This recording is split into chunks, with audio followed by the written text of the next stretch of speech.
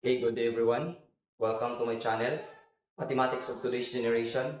Kung bago ka pa lang dito sa channel ko, please don't forget to like, share, and subscribe. At pakihit na rin sa notification bell para updated kayo sa mga panibagong videos na i-upload ko. Okay, by the way, if you are a mathematics contestant, a math coach, or a mathematics enthusiast, then this tutorial is for you. Okay, without further ado, let's begin. We are now on problem number 32, an algebra problem number 23. This problem is taken from the previous Philippine Mathematical Olympiad, and this problem is classified as a function problem. So we have here, let a function f defined by f of x is equal to 1 minus 1 over x. Then suppose that a, b, and c are the roots of the equation x plus f of x plus f of x is equal to 26. Then we are tasked to find a squared plus b squared plus c squared. Okay, so here's our solution. Okay, suppose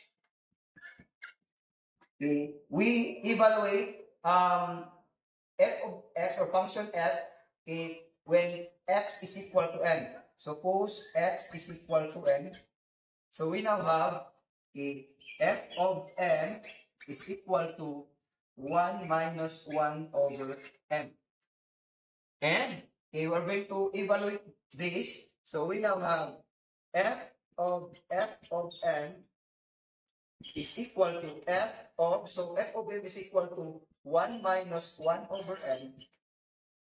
And using this defined function, so this is equal to 1 minus 1 over 1 minus 1 over n. So this is our new x now.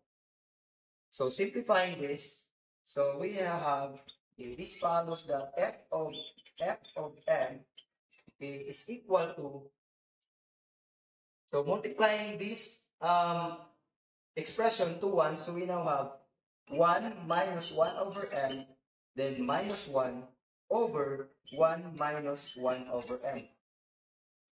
Okay. Then simplifying this, so we have 1 minus 1, so we have, this is 0. So therefore, the remaining would be negative 1 over n over, so simplifying the denominator, so we have m times 1, so we have m, then minus 1 divided by n. Then, m divided by n, so we have 1, so the remaining would be positive 1 over 1 minus m. Okay? Since we have negative 1 here, so the terms here must be reversed. So we now have this one for the value of f of n.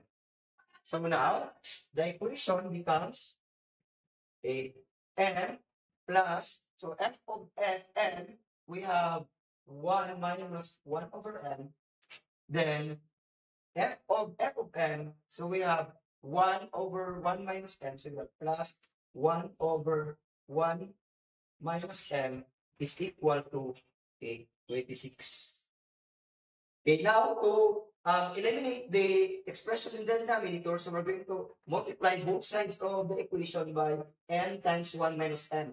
So we now have n times 1 minus n times n plus 1 minus 1 over n plus 1 over 1 minus n is equal to 26 times n times 1 minus n.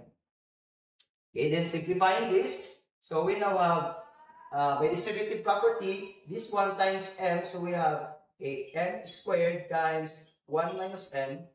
Then this 1 times 1, so we have plus n times 1 minus n.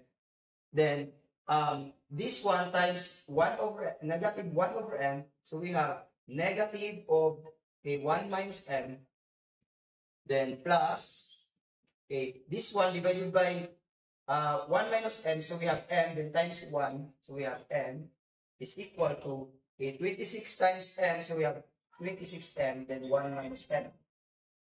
Okay, then simplifying the expression on the left-hand side, and so we get the expression on the right-hand side, So we now have m squared times 1. So we have m squared. Then m squared times negative m. So we have negative m cubed. Then m times 1. So we have positive m. Then m times negative m. So we have negative m squared. Then negative 1 times 1. So we have negative 1. Then negative 1 times negative m. So we have positive m. Then plus m is equal to 26m times 1. So we have 26m. Then 26m times negative m. So we have negative 26m squared. Okay, so simplifying this further, so we have m squared minus m squared. So we have 0. Then the remaining would be negative m cubed.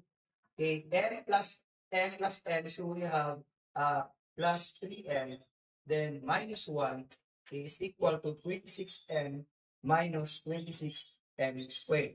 Then we're going to transpose, okay, all of these terms to the left-hand side of the equation. So this follows that we have negative m cubed, okay, plus, so this becomes positive 26m squared, then plus 3m, then we have minus 26m, then minus 1 is equal to 0. Okay, so simplifying this further, we now have negative m cubed, okay, plus 26m squared, then 3m minus 26m, so we have negative 23m, then minus 1 is equal to 0.